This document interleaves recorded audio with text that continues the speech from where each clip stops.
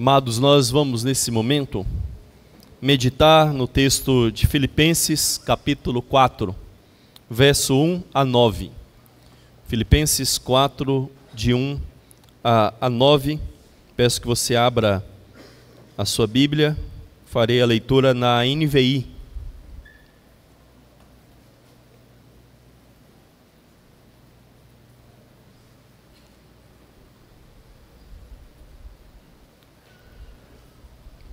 Filipenses 4, versículo 1 a 9.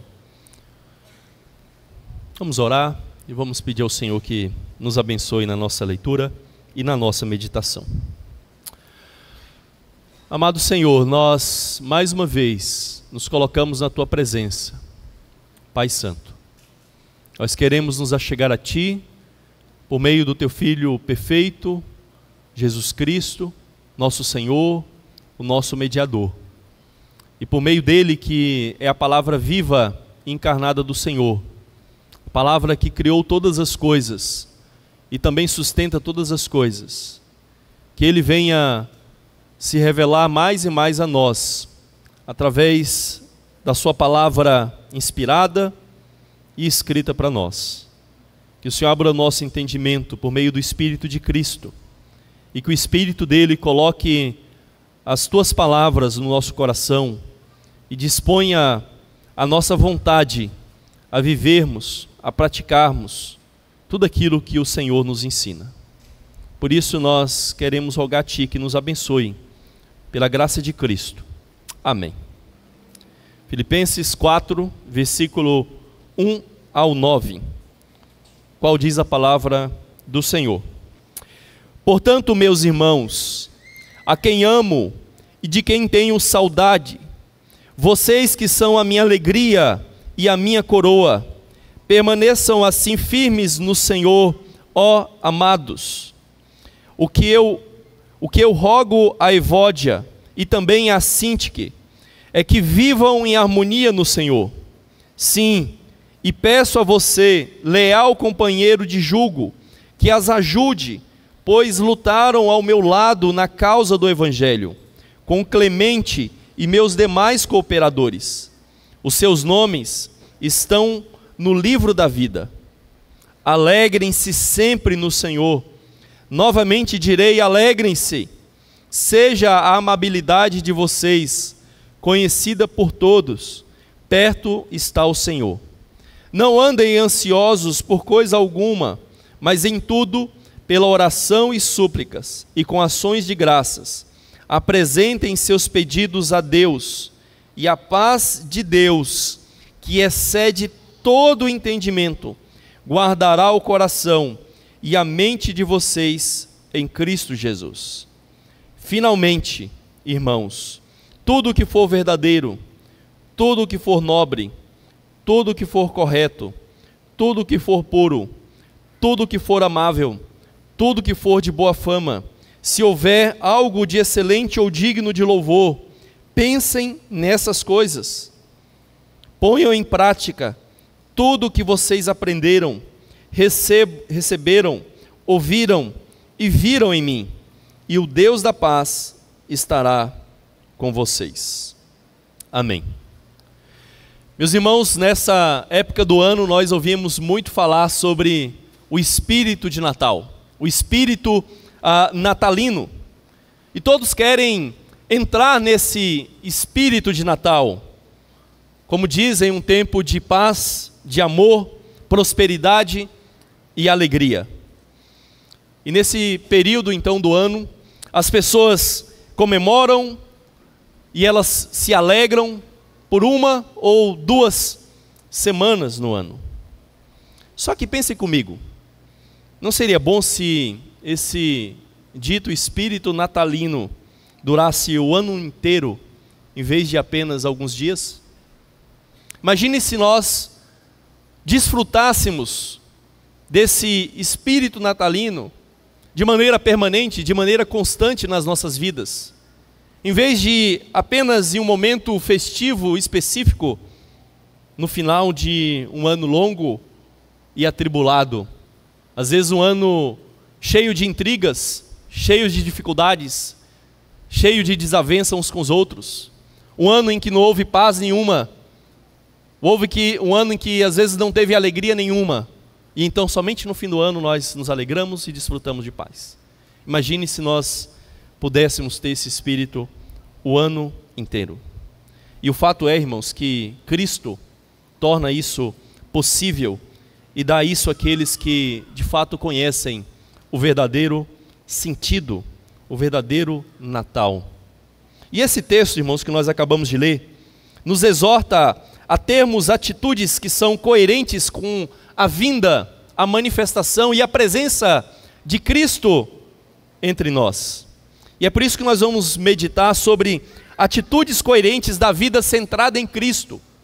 Nós que colocamos a nossa vida em Cristo, que entendemos que Cristo já nasceu, já veio, já consumou a sua obra, nós que centramos a nossa existência nele, como que nós devemos de fato viver? Como nós devemos de fato agir? Quais as atitudes que nós devemos ter? E primeiro, esse texto nos exorta a ficarmos firmes e unidos em Cristo. Aqui nos versos de 1 a 3, nós vemos o apóstolo Paulo, usar aqui todo o seu poder de exortar aqueles irmãos e exortar a nós a vivermos firmes e unidos em Jesus Cristo. Veja que aqui o apóstolo Paulo, como ele faz diversas vezes na carta, ele expressa o seu afeto pelos irmãos de Filipos. Ele chama a eles de irmãos, e ele diz mais, ele diz que esses irmãos são a sua alegria e coroa. Então com isso Paulo quer demonstrar todo o seu apreço, todo o seu afeto por aqueles irmãos. Eles são a sua alegria, eles são a sua coroa. Coroa aqui provavelmente no sentido de uma coroa que é dada como uma recompensa ao vencer jogos, uma competição olímpica. E ele diz que esses irmãos eram para com ele essa alegria e essa coroa. E veja então que o apóstolo Paulo, depois de tratar esses irmãos de maneira bem afetuosa aqui, ao longo da sua carta também, ele vai então exortar a eles e a nós a permanecerem firmes no Senhor. Firmes no Senhor. E essa conclusão aqui, como diz aí o verso 1, portanto, está relacionada ao verso anterior, a tudo aquilo que ele estava falando anteriormente. E ele então exorta para que aquela firmeza, aquela descrição que ele faz dessa firmeza no Senhor, esteja de fato presente na vida desses irmãos. Eles devem então se manterem e se conservarem firmes em Cristo Jesus. Mas além disso, nós vemos aí que o apóstolo Paulo passa dessa exortação à firmeza no Senhor a um pedido, a uma exortação para que duas mulheres, a Evódia e a Síntique, que elas venham a ter a mesma disposição mental. As duas venham a pensar da mesma forma, a ter o mesmo sentimento, uma mesma disposição. E veja que tudo que nós sabemos sobre essas mulheres, irmãos, é que elas colaboraram no Evangelho juntamente com Paulo. Ele vai dizer aí que elas lutaram ao seu lado na causa do Evangelho. E também que provavelmente eram mulheres bem conhecidas da igreja, porque Paulo não tece mais comentários sobre elas. Então tudo que nós sabemos sobre elas é isso, que elas eram pessoas que trabalhavam na causa do Evangelho, lutavam na causa do Evangelho, e que elas eram bem conhecidas e provavelmente destacadas ali na igreja da cidade de Filipos. E aquilo que nós já falamos em outra ocasião, irmãos, é um fato. Fato é que entre aqueles que mais trabalham arduamente, é onde geralmente surge a maioria dos problemas. Entre aqueles que mais trabalham, que mais servem, é onde surge ciúmes, é onde surge inveja, é onde surge competição.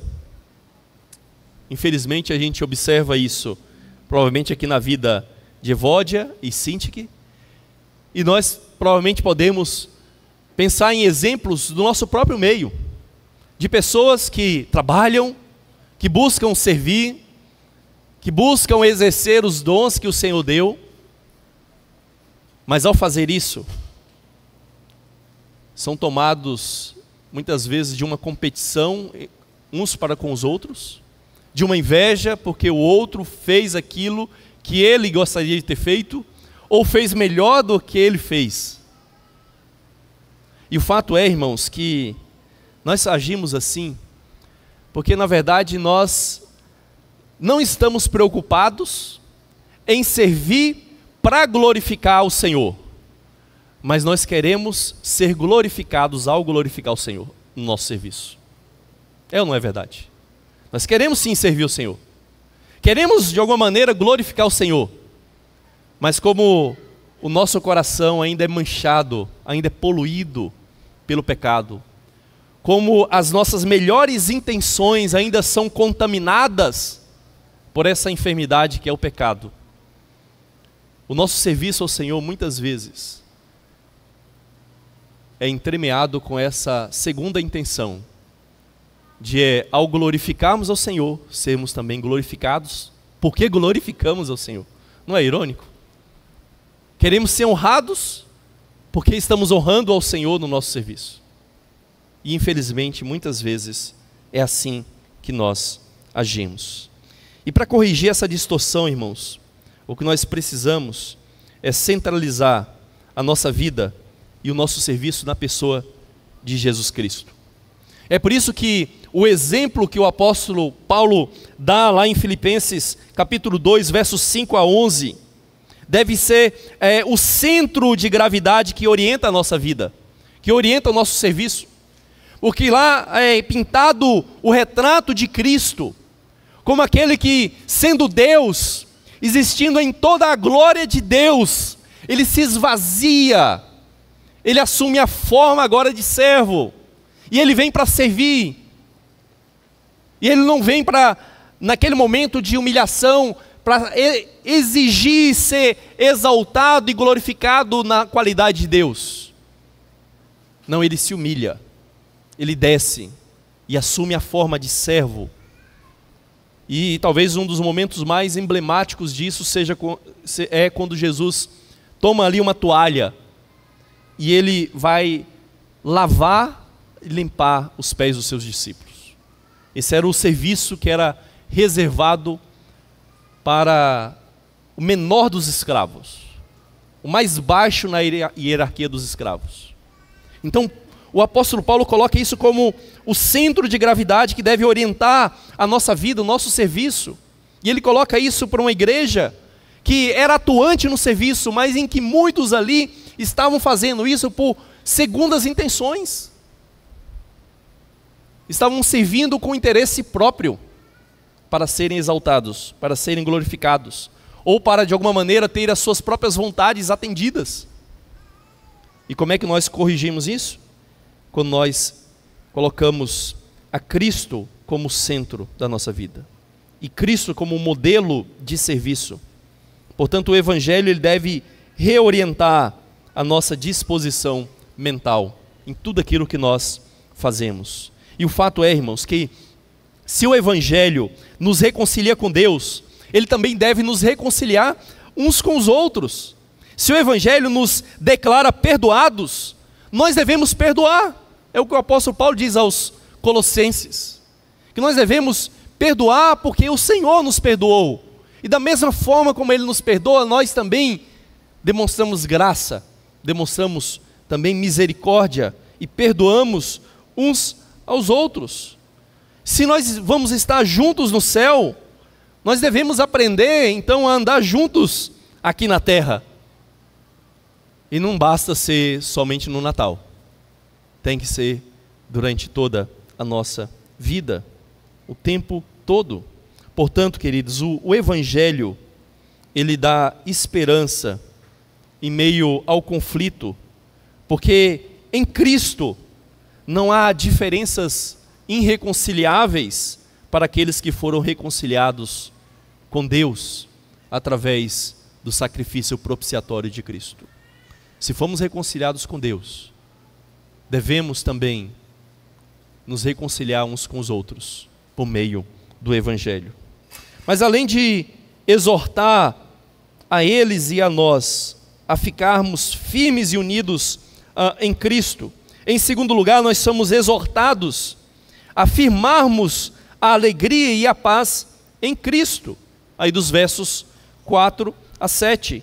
Alegrem-se sempre no Senhor. Novamente direi, alegrem-se. Seja a amabilidade de vocês conhecida por todos.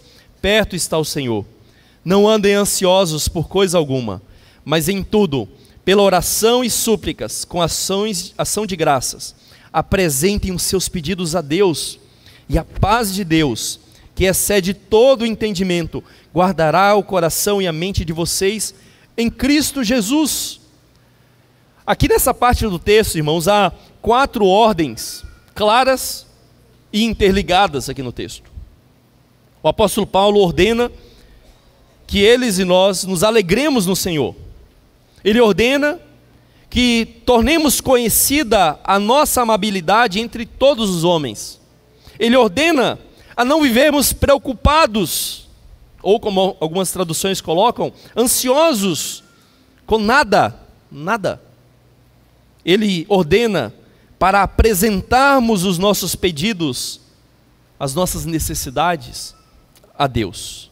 E veja que nesse texto há uma semelhança com outro texto do apóstolo Paulo, escrito para os Tessalonicenses, lá na primeira carta, no capítulo 5, verso 16 a 18, o apóstolo Paulo diz assim: alegrem-se sempre, orem continuamente, deem graças em todas as circunstâncias, pois essa é a vontade de Deus para com vocês em Cristo Jesus. Então veja que esse não é apenas um ensino que o apóstolo Paulo transmite aqui aos filipenses. O apóstolo Paulo faz isso para várias igrejas. Ele faz isso para os Tessalonicenses.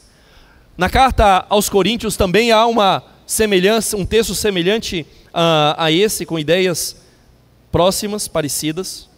E veja que é uma exortação que é necessária para todas as igrejas e em todos os tempos e em todos os momentos da nossa vida.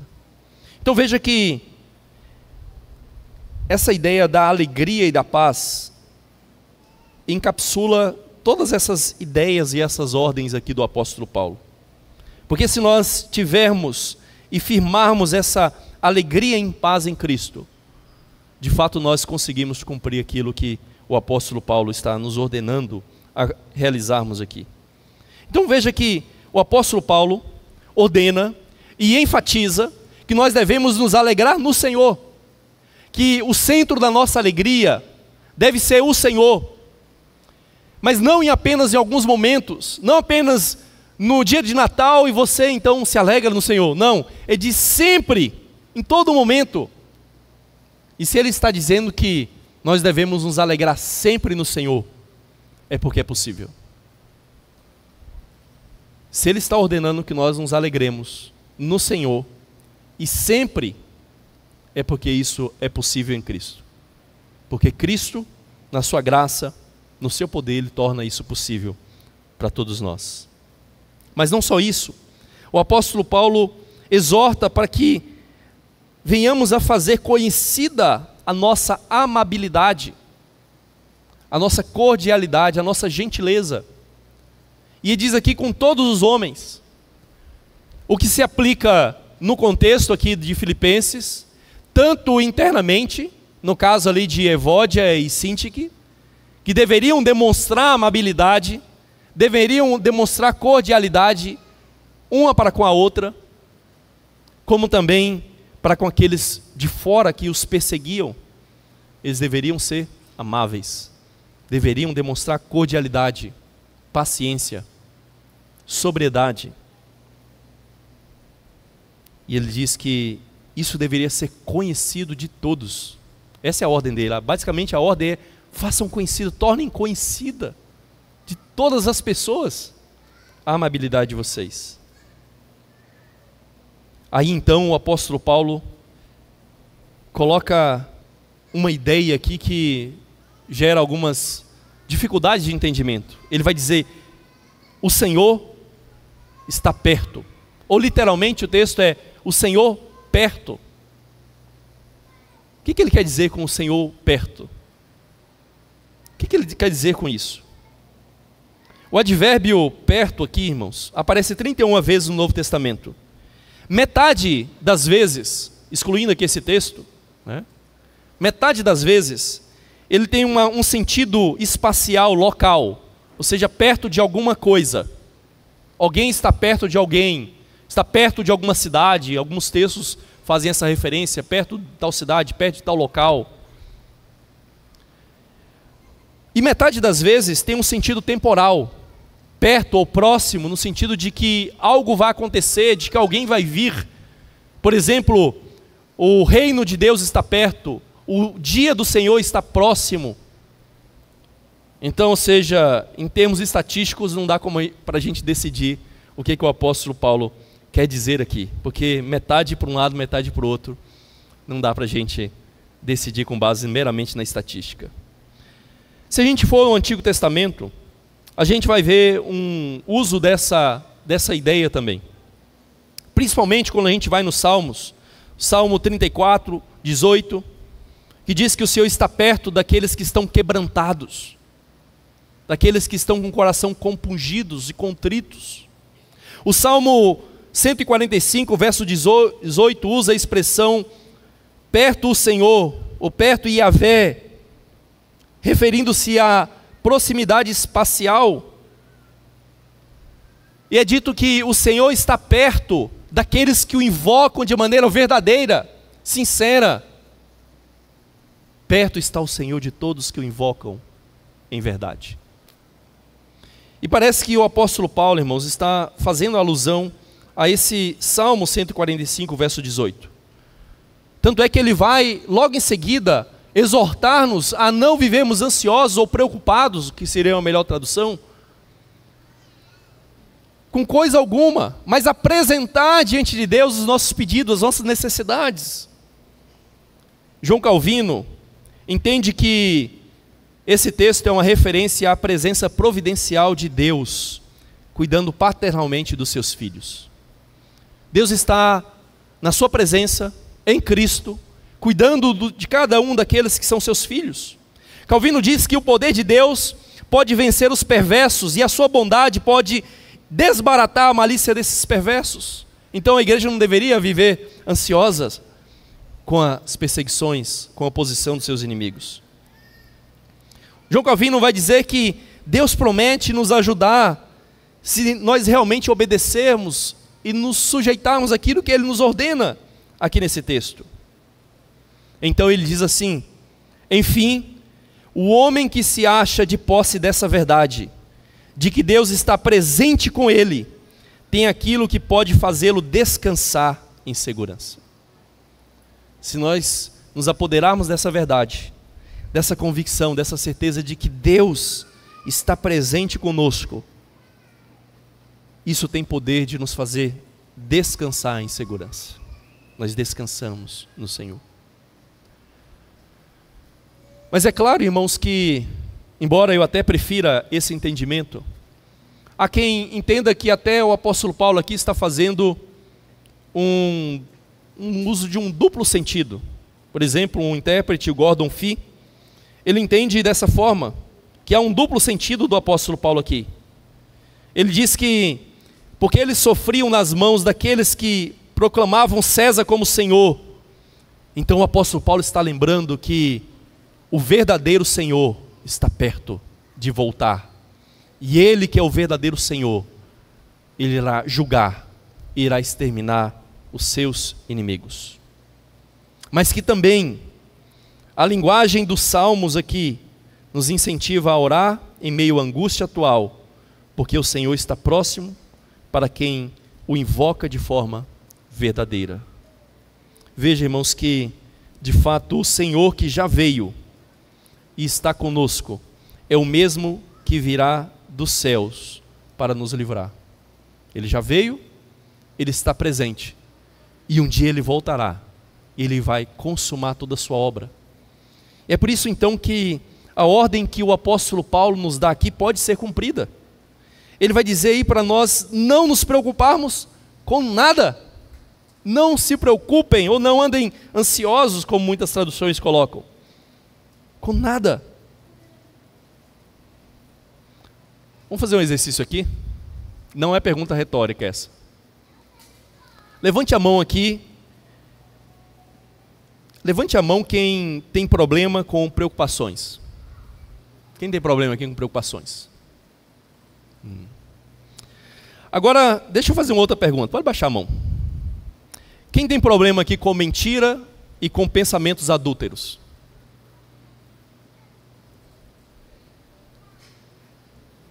Poucos teve coragem de levantar, né? Será que são os poucos? Eu achei que ninguém ia levantar, viu? Por que a maioria de nós admite facilmente que a gente tem problema com preocupação e ansiedade, mas a gente é tardio em admitir que a gente tem problema com mentira e com pensamentos adúlteros? Por quê? Será que não é porque nós achamos que a preocupação, a ansiedade é um pecado aceitável? Ou nem mesmo, quem sabe, para muitos é um pecado, né? Não, não é um pecado. Para muitos vai ser até mesmo uma doença, né? Como uma doença que você pega por um vírus, uma bactéria, ou quebra uma parte do corpo, né?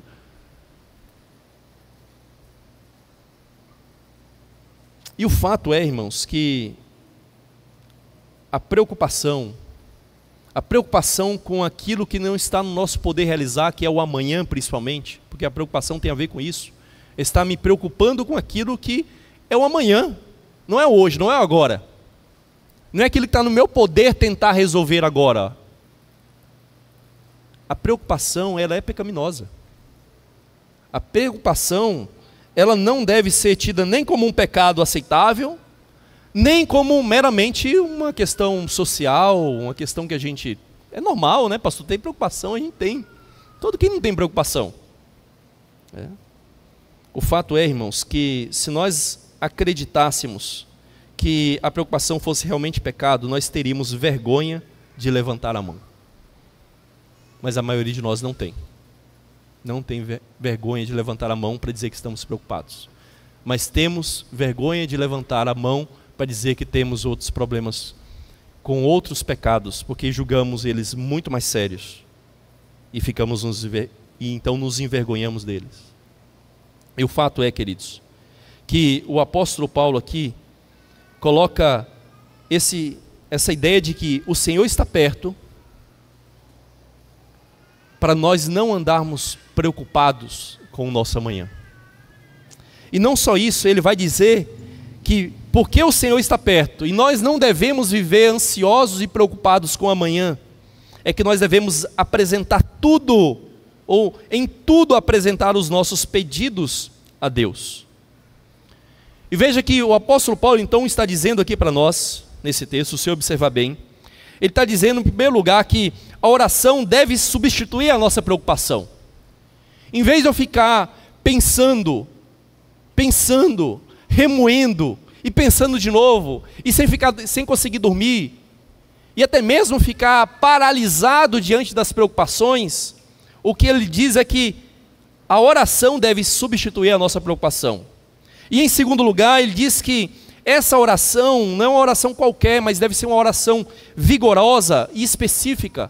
Ele fala de súplica, que dá a ideia de realmente uma urgência e de um pedido por algo necessário para a nossa vida. E em terceiro lugar, ele vai dizer aí que a oração deve ser grata por Deus estar trabalhando em todas as coisas para o nosso bem. Nós devemos orar, suplicar ao Senhor, dando graças. Por que dando graças?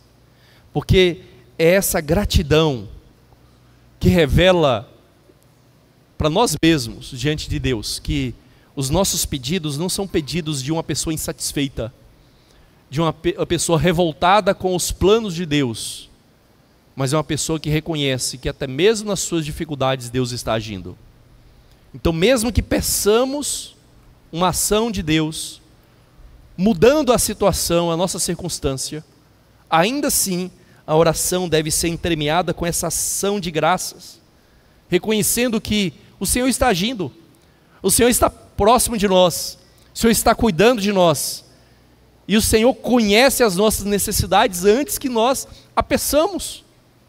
Então a oração tem que ser entremeada com o espírito de gratidão. William Hendrickson diz o seguinte sobre isso: oração sem ações de graças é como um pássaro sem asas, não pode subir ao céu, nem tampouco pode ter aceitação de Deus. Ter aceitação de Deus. Se você só pede como se fosse uma pessoa insatisfeita e não reconhece o que Deus está fazendo, cuidando de você, e que até mesmo nas dificuldades Deus está presente, então essa oração não é uma oração que realmente brota de um coração que tem a postura correta diante do Senhor. Não é que a gente não deve pedir para que Deus mude a nossa situação, nós podemos pedir, mas que isso seja com aquele espírito que Jesus nos ensinou, de seja feita a tua vontade, seja feita a tua vontade, e entendendo que muitas vezes Deus não muda a situação, mas Deus nos muda dentro da situação.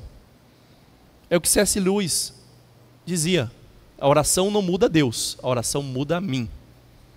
Porque ao entendermos que a oração é um meio de graça, é um meio de nos relacionarmos com o Senhor, e de desfrutarmos mais e mais da graça de Cristo, nós percebemos que ao orarmos com essa atitude que o apóstolo Paulo ordena aqui, nós somos mudados e nós somos transformados ao nos colocarmos na presença do Senhor. Então, irmãos, por que a preocupação é errada? A preocupação é errada, a preocupação ansiosa é errada, porque ela está focada no dia errado. A nossa preocupação, comumente, ela está focada no amanhã, em vez dos nossos problemas e nas nossas necessidades do hoje. Só que os problemas do hoje podem ser resolvidos hoje, mas os do amanhã não podem ser resolvidos. Eu não tenho poder sobre o amanhã.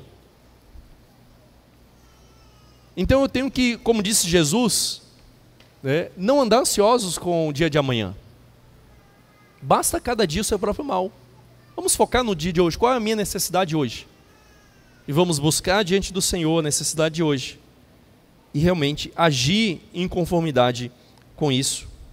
E o problema com a preocupação, irmãos, é que nós queremos ser senhores do tempo como só Deus é.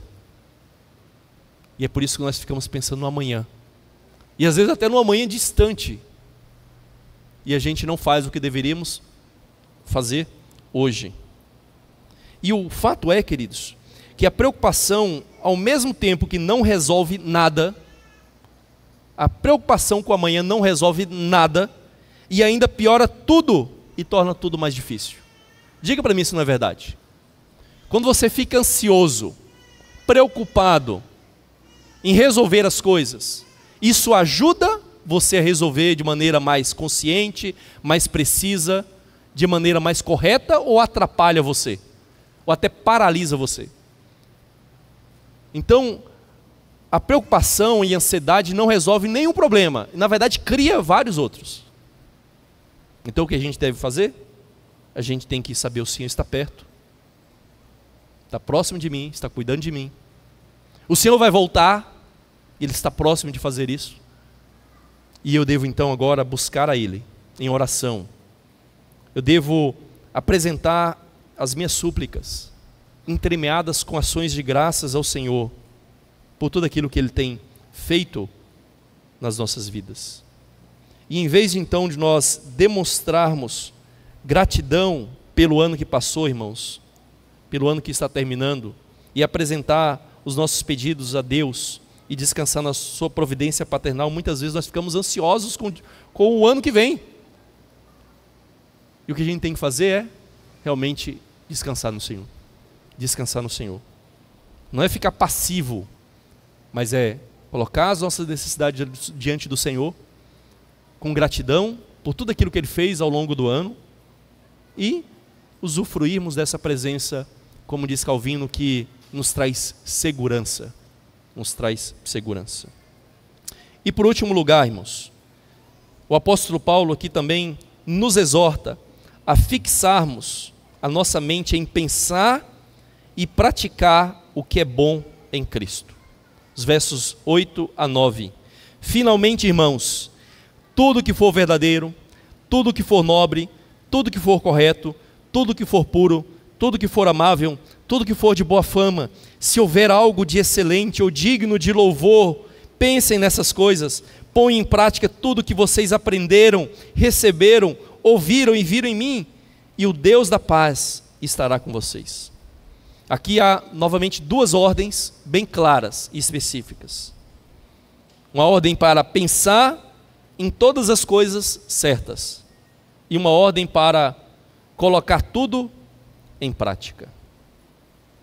Então note que essas duas ordens fecham o assunto anterior, que tem a ver com ter a mesma disposição mental, e também com a nossa preocupação, com a nossa ansiedade do dia a dia. Veja que aquilo que o apóstolo Paulo aqui coloca para a gente pensar é mais um tipo de antídoto contra a nossa preocupação e a nossa falta de paz uns com os outros. Se a gente mudar o foco da nossa mente e praticar aquilo que agrada a Deus, nós desfrutamos, como ele vai dizer aí, né, da presença do Deus da paz. Se nós pensarmos nas coisas corretas, boas, em vez de ficarmos pensando nos problemas, nas dificuldades, não é ignorar os problemas, irmãos, vocês sabem que não é isso que a gente quer dizer. Mas se a gente coloca a nossa mente no abismo, como diz alguns, né, o abismo também entra em nós. Então a gente coloca a nossa mente e coloquemos o foco da nossa mente naquilo que é bom, naquilo que é agradável ao Senhor, naquilo que é a vontade do Senhor. Ou seja, é um pensamento, no bom sentido, né, um pensamento positivo, em coisas positivas, em coisas boas, em vez de focarmos naquilo que é mal, naquilo que é ruim. E ao mesmo tempo, colocar tudo aquilo que o Senhor nos ensina em prática. Se nós fazemos isso, nós temos paz nos relacionamentos. Pensa o seguinte, se você foca nas virtudes e qualidades de Cristo no seu irmão, eu garanto que você não vai ter inimizade com seu irmão. Mas se você focar no velho Adão que está no seu irmão, eu garanto que você não vai querer se relacionar com ele. Então pense naquilo que é bom, pense naquilo que é agradável, pense naquilo que é de Cristo, que é parte do próprio Cristo no seu irmão, e você vai ter bons relacionamentos com seus irmãos. Se nós pensamos naquilo que é bom, agradável, em vez de focarmos nos nossos problemas, nós desfrutaremos dessa paz, apesar das circunstâncias difíceis.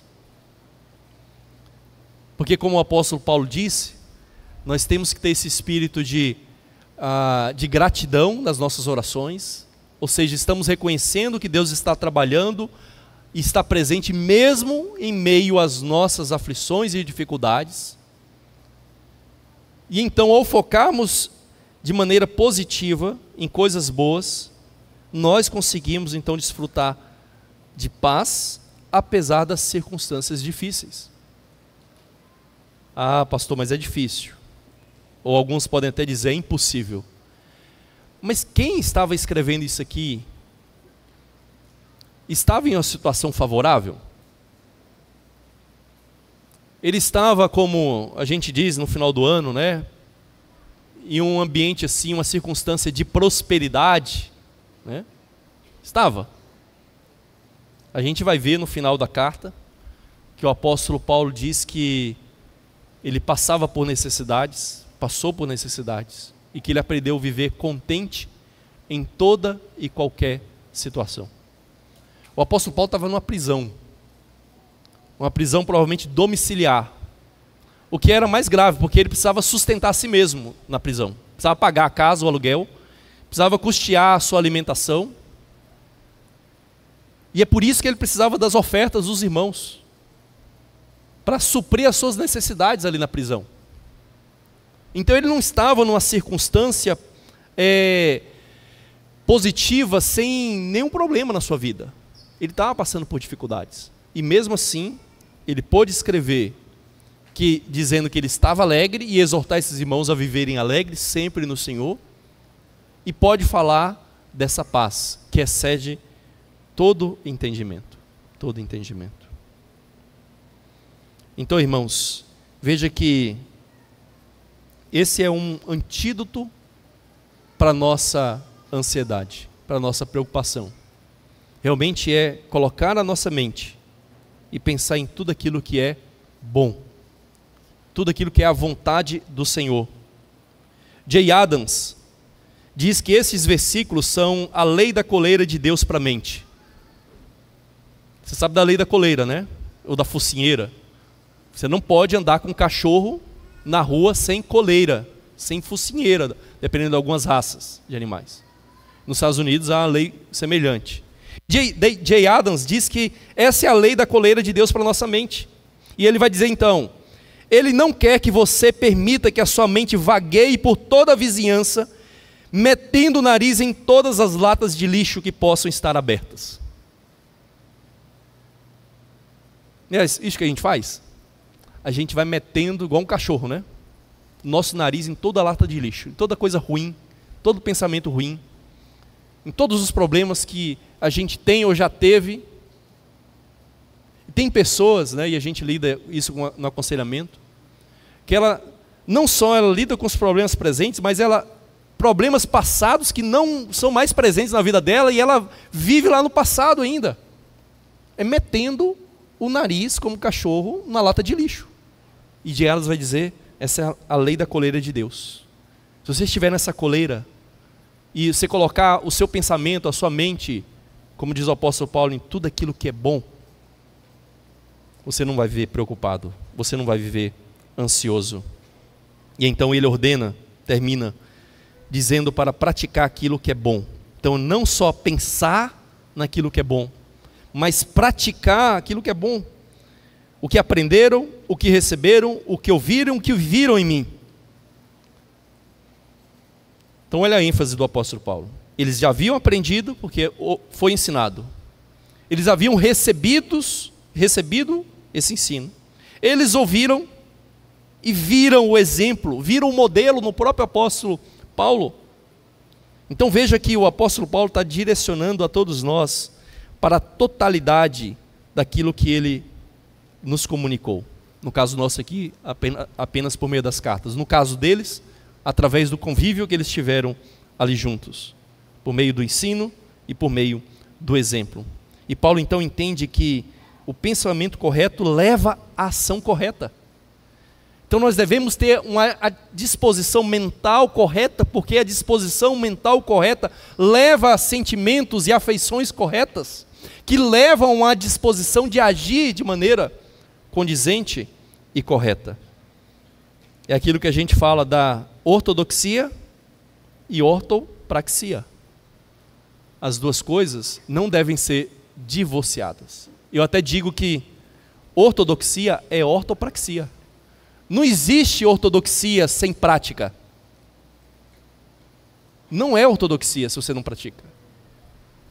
Então nós devemos ter o pensamento correto e a prática correta. E quando a alegria e a paz do Senhor estão presentes, irmãos, o nosso pensar e o nosso fazer se tornam mais fáceis. É o que a Bíblia diz, a alegria do Senhor é a nossa força. Se nossa alegria está no Senhor, nossa paz está no Senhor, realizar essas coisas se tornam mais fáceis, porque somos fortalecidos pela graça do Senhor. Portanto, irmãos, nós vimos que esse texto nos exorta a ficarmos firmes e unidos em Cristo, firmarmos a alegria e a paz em Cristo, e fixarmos em pensar e praticar o que é bom em Cristo.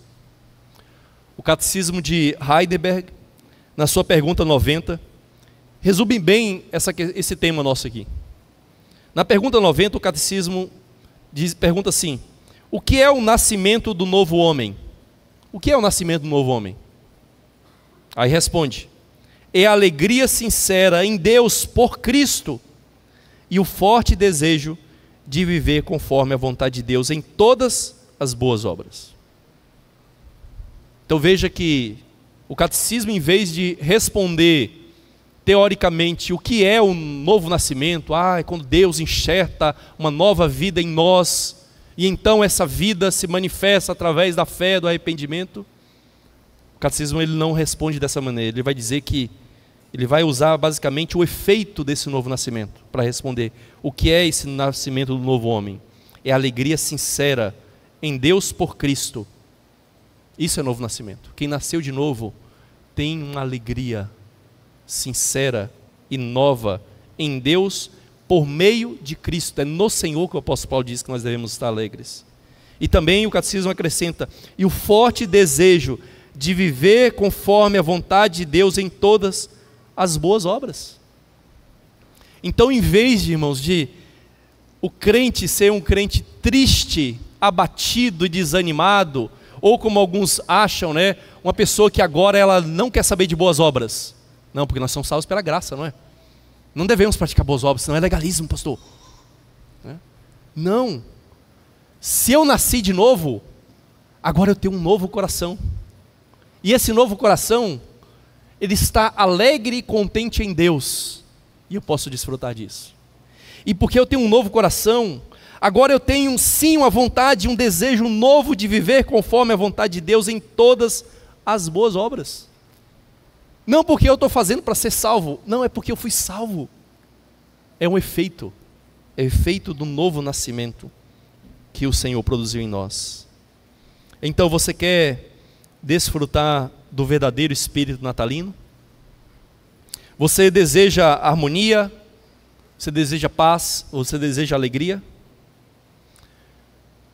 Se você deseja tudo isso, você precisa entender que não é uma data, não é uma ocasião, um dia, um banquete, uma ceia que vai conferir para você essas coisas.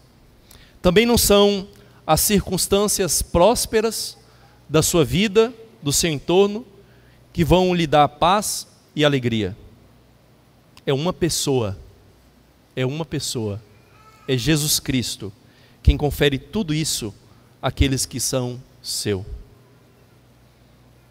Em Cristo nós podemos viver em harmonia e agir de forma amável com as pessoas, com todos, tanto com os nossos irmãos, como com as pessoas lá de fora. Em Cristo nós podemos nos alegrar sempre, e não apenas um dia, não apenas uma semana, apesar das circunstâncias adversas. Em Cristo nós podemos desfrutar da paz, em vez de vivermos angustiados com as preocupações do presente ou do futuro. Em Cristo, o verdadeiro espírito, com E maiúsculo, do Natal podem ser permanente em nossa vida e produzir fruto para a glória de Cristo. Que assim seja nas nossas vidas, irmãos. E nesse momento nós vamos ficar de pé e vamos cantar